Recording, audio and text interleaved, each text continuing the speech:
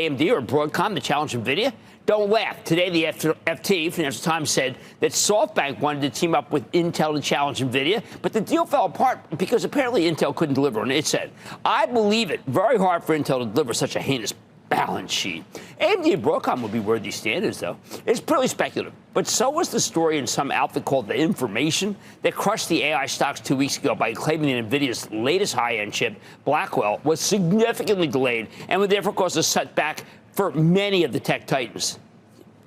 Looking back, that seems more like it's from the misinformation.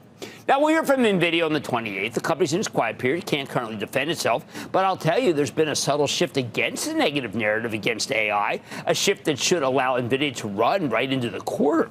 What hasn't fully come back yet? Okay, I got them. The ancillary plays, like Eaton, which makes so much of the electronics and power equipment for the data center, as does Vertiv. Let's not forget Cummins. We had them on recently. They make backup power systems for these warehouses full of servers. I am partial to Eaton. We own it for the Chapel Trust because it's figured in so many mega trends. The data center is only one of them. But they all work. Same goes for Dell, which links the NVIDIA chips to the clients themselves. It's become a very hot stock again, and it can still go higher.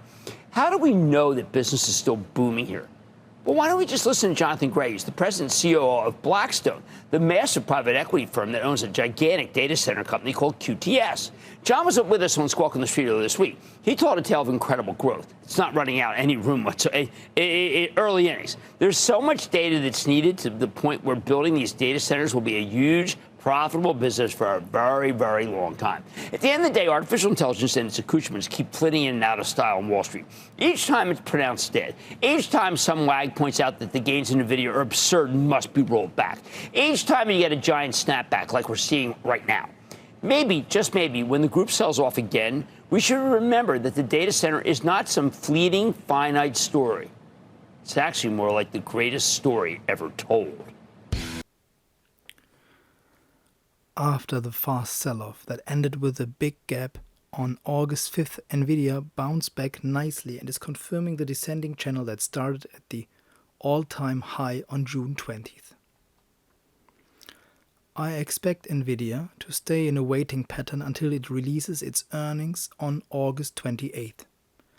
On that day, the fate of NVIDIA stock and the whole tech trade will be decided. I would be willing to buy even more NVIDIA when the stock hits a price of $110 before the earnings date. This would mean a next 12-month PE ratio of something between 22 and 30 according to billionaire Brad Gerstner. The link to this video is above. When we assume that the data center is the greatest story ever told, then we can assume that the hyperscalers like Meta, Amazon, Google, Microsoft, Tesla, and everybody who has the balance sheet to buy a lot of NVIDIA chips are continuing to spend like crazy.